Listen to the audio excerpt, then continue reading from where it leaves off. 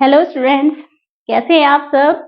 I hope आप सब बहुत अच्छे से होंगे और अपनी पढ़ाई भी अच्छे से कर रहे होंगे। वैसे तो फेस्टिव सीजन चल रहा है, लेकिन आप लोग साथ में अपनी पढ़ाई भी करते रहिए, क्योंकि नहीं तो बाद में एकदम बहुत ज़्यादा प्रेशर पड़ जाएगा। तो अपनी पढ़ाई करते रहिए अच्छे से।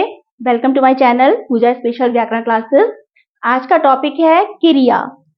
वैसे तो क्रिया आपको जानते ही हैं, क्रिया को इंग्लिश में वर्ब बोलते हैं और इसके बारे में आपने पढ़ा ही होगा और मैं लास्ट वीडियोस में भी अपनी बता चुकी हूँ क्रिया क्या होता है। लेकिन आज हम लोग डिटेल में पूरी क्रिया के बारे में पढ़ेंगे, क्रिया के भेद, क्रिया के बारे में, और एक कर्म क्रिया, द्वि कर्म क्रिया, क्रिया के सभी प्रकार के बारे में हम लोग अच्छी तरह से डिस्कस करेंगे। चलिए स्टार्ट करते हैं। तो देखिए, क्रिया क्या है, जिसे वर्ब कहते हैं इंग्लिश में। जैसे क्रिया, देखिए दो बातें हैं क्रिया में। जैसे मैंने सेंटेंस लिए यहाँ पे कुछ, जैसे हवा चल रही है, ठीक है, हवा चल रही है। सेकंड है आकाश में पक्षी उड़ रहे हैं। थर्ड है मीना खाना बना रही है, लड़के फुटबॉल खेल रहे हैं। यह मेज है, खरगोश गाजर, यहाँ पे मैंने खरगोश गाजर लिख के छोड़ दिया है। अब खरगोश गाजर यदि मैं कहूं तो आपको कुछ अजीब सा लगेगा ना, ये कंप्लीट सेंटेंस नहीं है। तो मैं यही बताना चाह रही हूँ कि कोई भी सेंटेंस वर्ब के बिना या कोई भी वाक्य जो है, जब तक हम उसमें क्रिया नहीं लगाते हैं वो पूरा नहीं होता है।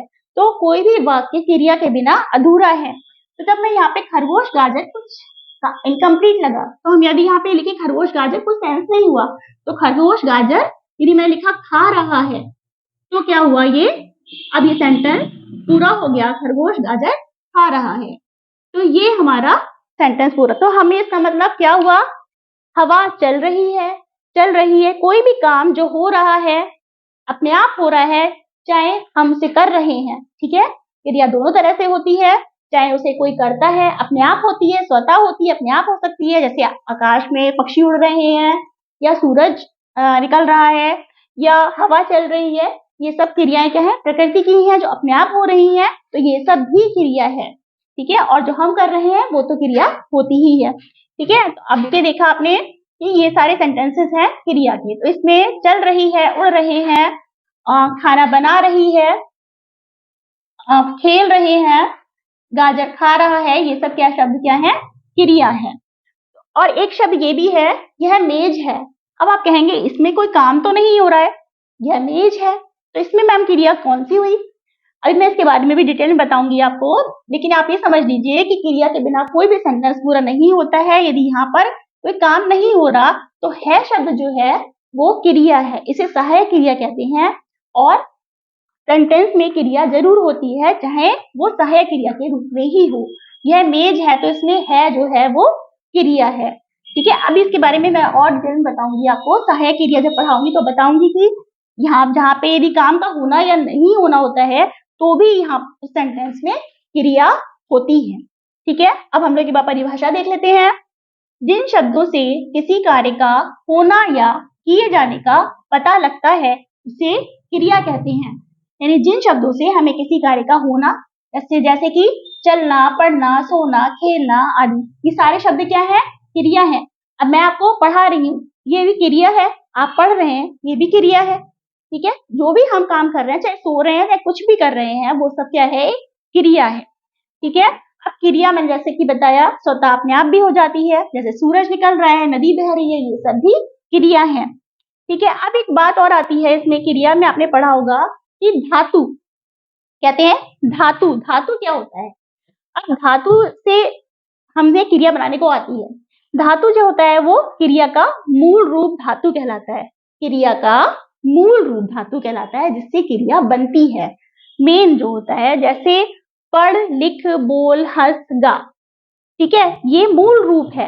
अब इसी से हम बहुत सारे सेंटेंस बना सकते हैं, लेकिन मूल धातु हमारी यही बदलेगी, है ना, ये नहीं बदलेगी। पढ़ना, लिखना, पढ़ है, लिख है, ये है।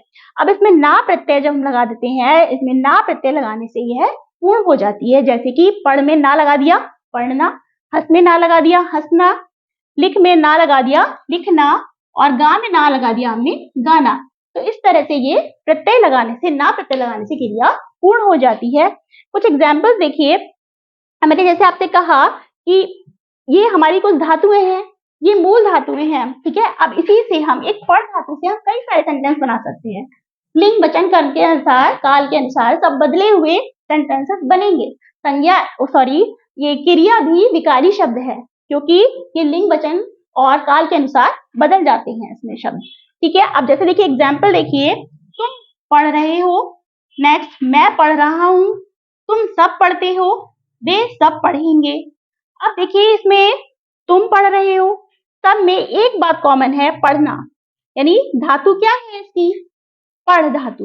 अब हमने पढ़ धातु को ही लेके हमने कई सारे सेंटेंसेस बना दिए कि तुम पढ़ रहे हो, मैं पढ़ रहा हूँ, तुम सब पढ़ते हो, वे सब पढ़ेंगे, हम सब पढ़ते हैं, हम सब पढ़ रहे हैं। कुछ भी सेंटेंसेस आप बना सकते हैं, लेकिन धातु आपकी क्या रही, मूल धातु क्या रही, पढ़। पढ़ मूल धातु रही। तो यही कहते हैं धातु, इसी से एक धातु से हम कई सारे सेंटेंसेस बना सकते हैं, इसलिए इन्हें धातु कहते हैं। ये मूल धातु है और इससे हम कई सारी क्रिया यानी कई सारे सेंटेंसेस का निर्माण कर सकते हैं। अब हम संज्ञा के भेद देखते हैं, प्रकार देखते हैं। तो चलिए अब हम लोग क्रिया के भेद या प्रकार देख लेते हैं, काइंड्स ऑफ वर्ड। ये मूलतः दो ही हैं, जिन्हें कहते हैं अकर्मक क्रिया और सकर्मक क्रिया। दो भेद हैं वैसे तो, अकर्मक क्रिया और सकर्मक क्रिया, जिसे अकर्मक क्रिया को इंग्लिश में इनट्रांजिटिव वर्ब भी बोलते हैं और सकर्मक क्रिया को ट्रांजिटिव वर्ब भी बोलते हैं। तो यदि आप लोग को इंग्लिश में याद रहता है तो आप इंग्लिश में भी ध्यान रख सकते हैं। जब आप लिखें हिंदी में तो इंग्लिश में आप ध्यान कर लीजिए, इसीलिए मैं आपको हर चीज इंग्लिश में भी बताती रहती हूँ ताकि आपको इजी पड़े याद करने में, ठीक है। अब हम लोग पढ़ते हैं अकर्मक क्रिया। जैसे कि नाम से ही स्पष्ट है, अकर्मक यानी अकर्म, कर्म ना हो जिसमें, है ना, कर्म ही नहीं है, ठीक है, कर्म की जिसमें जरूरत नहीं पड़ती। यदि आप सिंपल शब्द में कहें तो जिसमें कर्म नहीं होता वो अकर्मक क्रिया है।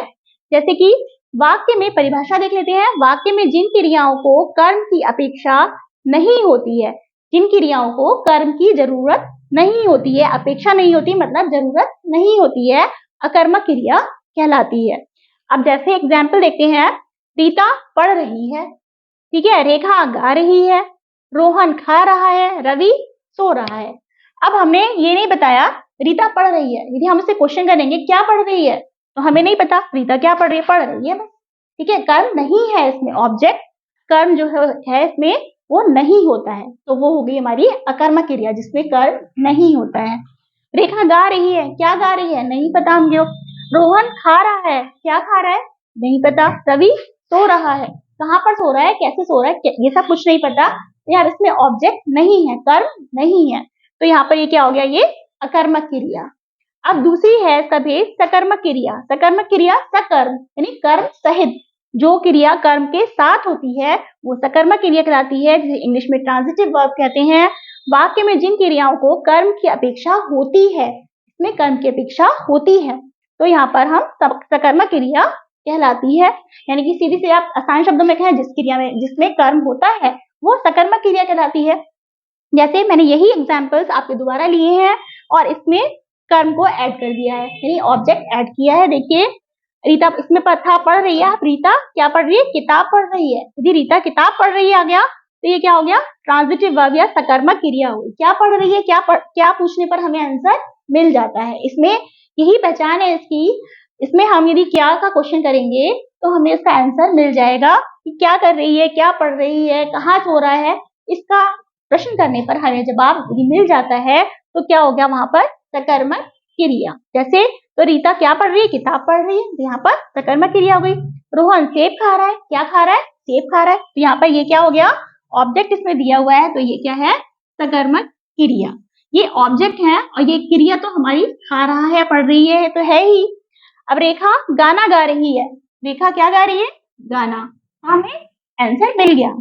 रवि यहाँ पे था रवि सो रहा है, और रवि सो रहा है तो ये क्या हो गया, अकर्मक क्रिया। बट हमने कहा रवि पलंग पर सो रहा है, कहाँ पर सो रहा है, कहाँ का जवाब मिल गया हमें, रवि पलंग पर सो रहा है। तो अब देखते हैं सकर्मक क्रिया के भेद। अब सकर्मक क्रिया भी हम लोगों ने पढ़ा, अकर्मक क्रिया और सकर्मक क्रिया। अब सकर्मक क्रिया के भी दो भेद होते हैं। पहले हम लोग सकर्मक क्रिया के दो भेद देख लेते हैं। सकर्मक क्रिया जिसमें कर्म होता है तो इसके दो भेद होते हैं, यानी एक कर्मक क्रिया और द्विकर्मक क्रिया। यानी जैसे कि नाम से पता लग रहा है, एक कर्मक क्रिया जिसमें एक कर्म होता है और द्विकर्मक क्रिया जिसमें दो कर्म होते हैं, ठीक है। अब देखिए इसका हम लोग थोड़ा डिटेल में देख लेते हैं। एक कर्मक क्रिया, जिन क्रियाओं का एक ही कर्म होता है, जिनमें एक ही कर्म होता है। कर्म की बात कर रहे हैं हम यहाँ पे, ऑब्जेक्ट की, है ना। कर्म के बारे में ही अब बात हो रही है। जैसे कि रमेश पत्र लिख रहा है, तो रमेश पत्र जो है यहाँ पे एक ही ऑब्जेक्ट है, यहाँ पर पत्र जो है ये कर्म है, तो यहाँ पर एक ही कर्म है। तो रमेश पत्र लिख रहा है, ये कर्म हो गया। रीता ने नृत्य किया, नृत्य ये है कर्म, एक ही कर्म है, तो ये हो गई एक कर्मक क्रिया। और इसका एक वे है कि आपको क्या प्रश्न करने पर इसका जवाब आपको मिल जाएगा। रमेश क्या लिख रहा है? रमेश पत्र लिख रहा है। रीता ने क्या किया? नृत्य किया। तो हमें इसका जवाब क्या क्वेश्चन करने पर मिल जाएगा। ठीक है, नेक्स्ट है, सेकंड है द्विकर्मक क्रिया। द्विकर्मक क्रिया का मतलब है जिन क्रियाओं में दो कर्म होते हैं। कर्म की बात कर रही हूं मैं यहाँ, जिनमें दो कर्म होते हैं। जैसे आरोही ने सहेली को पत्र लिखा, आरोही ने सहेली को पत्र लिखा। अब यहाँ पे सहेली और पत्र दो कर्म हो गए। नेक्स्ट एग्जाम्पल है, माँ ने बच्चे को दूध दिया। माँ ने बच्चे को और दूध, यानी बच्चे और दूध दो कर्म हो गए यहाँ पर। ठीक है, तो इन वाले सेंटेंसेस में दो कर्म है, तो ये द्विकर्मक क्रिया हो गई। अब यहाँ इसमें एक और बात है कि यहाँ इसमें किसको प्रश्न करने पर हमें जवाब मिल जाता है। यानी कि दो बार यदि हमें दो द्विकर्मक क्रिया पहचानने को दी गई है कि एक कर्मक है, द्विकर्मक है, तो हम दो बार उसमें क्वेश्चन करेंगे। पहले तो हम पूछेंगे क्या, है ना। जैसे ये वाला सेंटेंस है कि आरोही ने सहेली को पत्र लिखा, तो पहला तो हमें जवाब मिल गया, आरोही ने सहेली को क्या लिखा? पत्र लिखा। तो एक जवाब तो हमारा ये हो गया। अब हम फिर प्रश्न करेंगे किसको लिखा, तो आरोही ने पत्र किसको लिखा? सहेली को पत्र लिखा, यानी कि दोनों जवाब मिल गए हमें। तो यहाँ पर क्या हो गया? द्विकर्मक क्रिया। ऐसी नेक्स्ट एग्जाम्पल देखिए, माँ ने बच्चे को दूध दिया। माँ ने बच्चे को क्या दिया? दूध दिया। अब माँ ने किसको दूध दिया? बच्चे को दूध दिया। यानी क्या और किसको, दोनों जवाब हमें जब मिल रहे हैं तो वो द्विकर्मक क्रिया हो जाएगी। इस तरह से सकर्मक क्रिया के दोनों भेद हो गए, एक कर्मक क्रिया और द्विकर्मक क्रिया। इसके अलावा अब हम क्रिया के कुछ संरचना या प्रयोग की दृष्टि से क्रिया के प्रकार देखेंगे। क्रिया के प्रकार देखेंगे। अभी हमने क्रिया के ये भेद देखे थे, कर्म वाले देखे थे, अब हम क्रिया के प्रकार देखेंगे। जैसे पहला है सामान्य क्रिया। सामान्य क्रिया सिंपल वर्ब, जैसे जहाँ एक ही क्रिया का प्रयोग हो। जैसे एक सिंपल सेंटेंस होता है जिसमें एक ही वर्ब होता है, एक ही क्रिया होती है। जैसे रमेश सोया, सोया इसमें क्रिया हो गई। अब यहाँ मैं क्रिया की बात कर रही हूँ, ऑब्जेक्ट की बात नहीं कर रही हूँ, कर्म की बात नहीं कर रही हूँ। तो आप ध्यान रखिएगा, रमेश सोया, सोया क्रिया है। ठीक है, एक ही हमारी क्रिया है यहाँ पे। राम ने पुस्तक खरीदी, राम ने पुस्तक खरीदी। ठीक है, तो ये सिंपल नॉर्मल सेंटेंस है। जैसे सिंपल सेंटेंस होता है, सामान्य क्रिया होती है, तो यहाँ पर ये हमारा सामान्य क्रिया कहलाएगी। ठीक है, अब नेक्स्ट देखते हैं। तो चलिए अब दूसरी क्रिया देखते हैं, संयुक्त क्रिया, जिसे इंग्लिश में कंपाउंड वर्ब भी कहते हैं। संयुक्त क्रिया क्या होती है? संयुक्त, जैसा कि नाम से समझ में आ रहा है, संयुक्त यानी कि जोड़ना। संयुक्त यानी कि दो क्रियाओं को जुड़ी हुई है, यानी कि दो या दो से अधिक धातुओं से मिलकर बनी क्रियाएं संयुक्त क्रिया कहलाती हैं। यानी उसमें दो धातुएं मिली होंगी, उससे मिलकर बनी जो क्रिया होगी वो संयुक्त क्रिया कहलाएगी। अब एग्जाम्पल देखिए, वह खाना खा चुका है। वह खाना खा चुका है। एक तो खाना इसमें मुख्य क्रिया हो गई, और चुका है, खा चुका है ना। चुका है वैसे सहायक क्रिया हो गई। एक मुख्य क्रिया है, एक सहायक क्रिया है, ऐसे मिलकर दो क्रियाएं मिलकर एक संयुक्त क्रिया बन गई। नेक्स्ट एग्जाम्पल देखते हैं, रमेश बाजार जा रहा है। तो इसमें क्या है? रमेश बाजार जा रहा है। जाना एक तो क्रिया हो गई, मुख्य क्रिया क्या है? जाना, यानी जा रहा है, और रहा है सहायक क्रिया। तो ये दो क्रियाएं मिलकर संयुक्त क्रिया बनाती हैं, इसे संयुक्त क्रिया कहते हैं। फिर देखिए तीसरी सहायक क्रिया के बारे में ही पढ़ते हैं हम। सहायक क्रिया, इसे हम रंजक क्रिया भी कहते हैं। सहायक क्रिया को रंजक क्रिया भी कहते हैं, क्योंकि जब कोई क्रिया मुख्य क्रिया के साथ जुड़कर अपना अर्थ खोकर मुख्य क्रिया के अर्थ में विशेषता लाने का कार्य करती है। जैसे यहाँ भी आपने देखा, मतलब सहायक क्रिया का काम है सहायता करना, है ना। अपना अर्थ खोकर मुख्य क्रिया के अर्थ में ये विशेषता ला देती है, इसीलिए इसे सहायक क्रिया या रंजक क्रिया कहते हैं। जैसे देखिए, वैसे तो ये एग्जाम्पल्स भी हैं सहायक क्रिया के, लेकिन यहाँ पे देखिए दुकानदार सामान दिखाने लगा। तो दुकानदार सामान दिखाने लगा, दिखाना तो उसकी मुख्य काम है, यानी कि मुख्य क्रिया हो गई, और लगा ये सहायक क्रिया हो गई। तो यहाँ पर ये सहायक क्रिया ने इसको अर्थ दिया, इसे पूरा किया।